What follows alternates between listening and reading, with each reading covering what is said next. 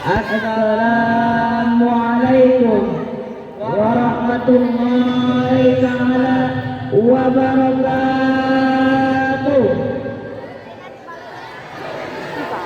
Alhamdulillahi namdahu wa nasta'inuhu wa naghfiruhu wa na'udzu billahi min syururi anfusina wa min sayyiati a'malina.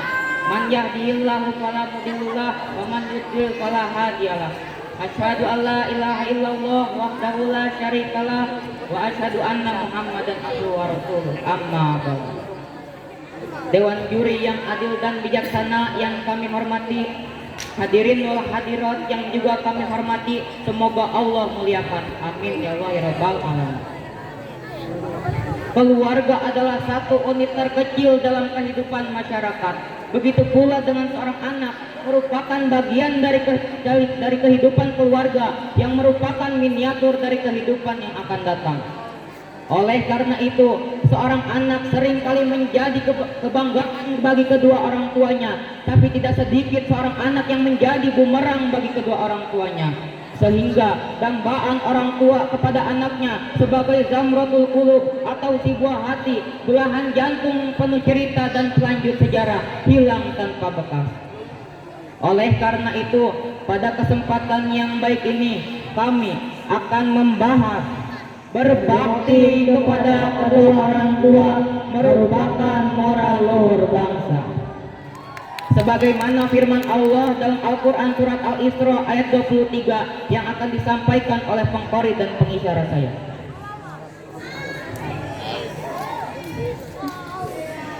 A'udzu billahi minasy syaithanir rajim.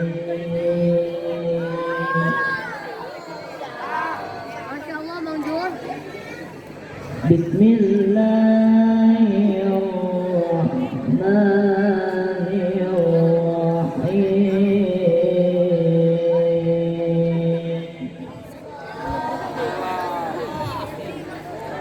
Wa qadha rabbuka alla ta'budu illa iyyahu wa bil walidayni ihsana.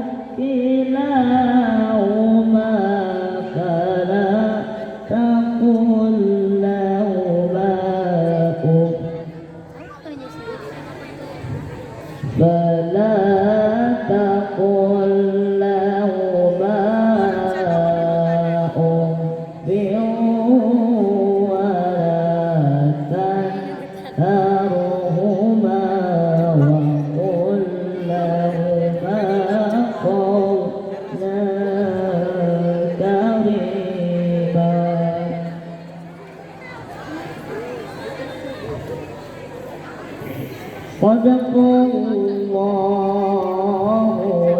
azim. Aku berlindung di bawah nama-Mu ya Allah dari usikan setan tersebut.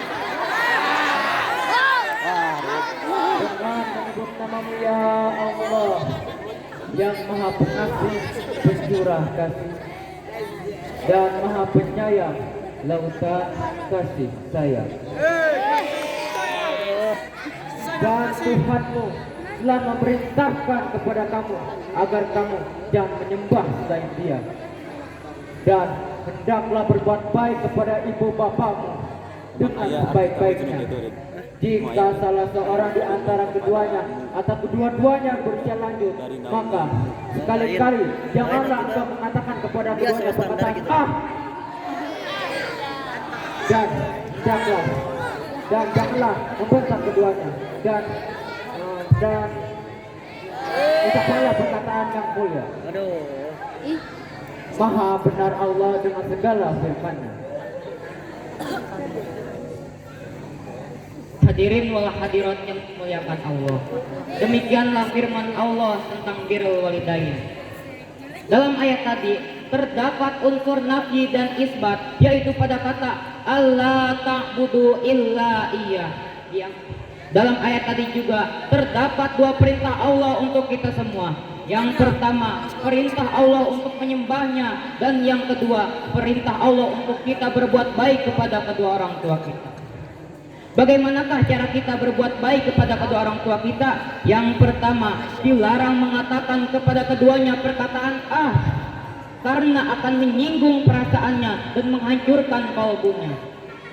Menurut usul fikih, hal ini merupakan mafhum mukhalafah wal khitab yang mengandung pengertian jangankan memukulnya, menendangnya, mencaci makinya, mengatakan kepada keduanya saja tidak boleh. Hadirin wal hadirat yang dimuliakan Allah. Bagaimanakah keadaan zaman sekarang jika kita kaitkan dengan ayat yang tadi? Anak-anak zaman sekarang kalau kurang pendidikan agamanya, kadang-kadang ucapannya kurang terkontrol dan tidak merasakan bahwa hal tersebut berdosa, sehingga berani mengatakan kepada kedua orang tuanya, udah tua, bawel lagi, bahkan menendangnya, memukulnya, dan mencaci makinya. Allah kabir, bukankah hal ini yang akan mengundang murka Allah subhanahu wa ta'ala? Sebagaimana sabda Nabi Muhammad sallallahu alaihi wasallam, ridallahu fi ridal walidain wa suhtullahi fi suhtil walidain, yang artinya ridhonya Allah subhanahu wa ta'ala tergantung pada ridhonya kedua orang tua, dan murkanya Allah subhanahu wa ta'ala tergantung pada murkanya orang tua. Hadirin, mengapa kita diperintahkan oleh Allah subhanahu wa ta'ala untuk berbuat baik kepada kedua orang tua kita? Para ahli tafsir menjawab, as-sababu zahiru liwujudihi wa isihi, yang artinya orang tua kita merupakan sebab lahir dan hidupnya seseorang di muka bumi ini. Lebih jauh lagi, Allah subhanahu wa ta'ala memberikan segmen dalam firman-Nya surah Luqman ayat 14 yang artinya, dan kami perintahkan kepada manusia untuk berbuat baik kepada kedua orang tuanya. Ibunya telah mengandungnya dalam keadaan lemah dan bertambah lemah, dan ibunya telah menyapinya selama 2 tahun. Bersyukurlah kamu kepadaku dan kepada kedua orang tuamu. Kepadakulah tempat kembalimu. Hadirin wal hadirat yang dimuliakan Allah.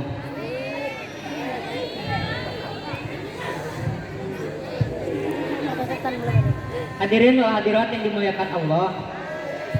Apabila kita saksikan ayat di atas, ada dua sebab mengapa kita diperintahkan oleh Allah Subhanahu wa taala untuk berbuat baik kepada kedua orang tua kita. Yang pertama, karena orang tua kita karena ibu kita telah mengandung kita selama 9 bulan.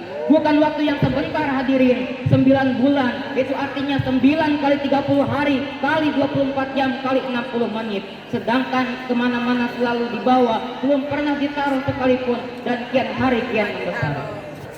Yang kedua, ada syair yang berkata, kau lahir ke dunia dalam keadaan menangis, sementara orang-orang di sekelilingmu bergembira, tertawa terbahak-bahak, menyaksikan kau lahir ke dunia dalam keadaan selamat. Apalagi seorang ibu ketika melahirkan hanya terdapat 2 pilihan, kalau tidak hidup pasti mati, kemudian menyapinya selama 2 tahun.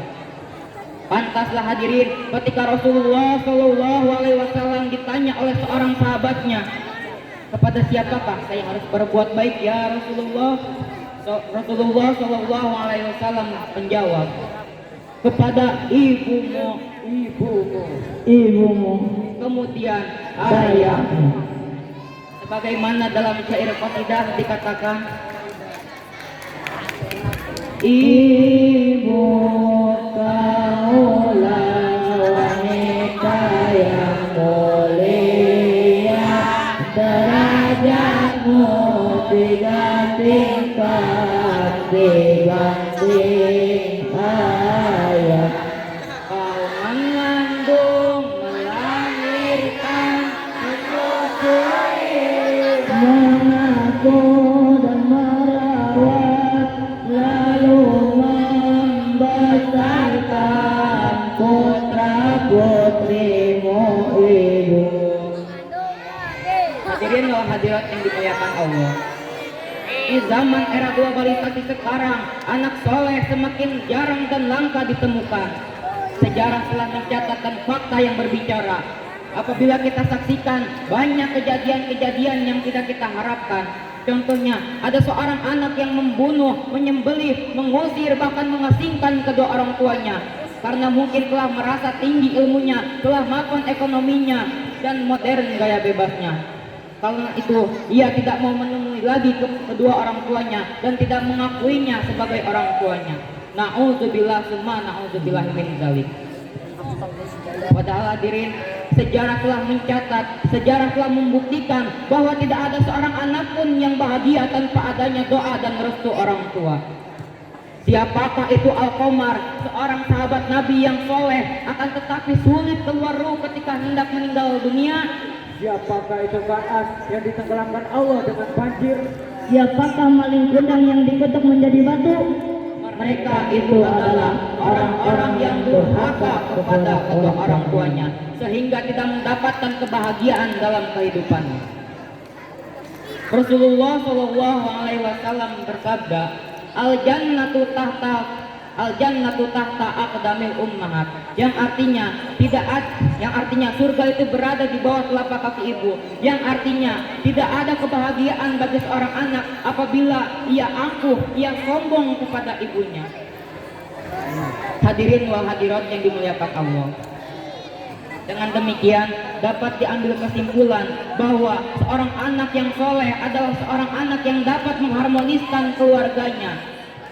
Lebih dari itu, di akhirat kelak mereka akan berkumpul, bersatu, bersama-sama dalam kebahagiaan dan dalam rahmat Allah Subhanahu wa taala. Amin ya Allah ya Rabbal alamin. Dengan demikian, seorang anak dapat menyandang predikat Zamratul Qulub atau si buah hati, belahan jantung penuh cerita dan selanjut sejarah. Oleh karena itu, marilah kita sama-sama memperbaiki akhlak kita, apalagi akhlak terhadap kedua orang tua kita. Karena berkat jasa mereka lah kita dapat mempunyai kehidupan yang seperti ini, mendapatkan kehidupan sehari-hari yang layak, mendapatkan pendidikan yang layak, baik yang formal maupun non formal. Beli kelapa dengan paku, oleh-oleh buah rambutan. Anak durhaka tidak akan laku, anak soleh jadi rambutan. Wassalamualaikum warahmatullahi wabarakatuh.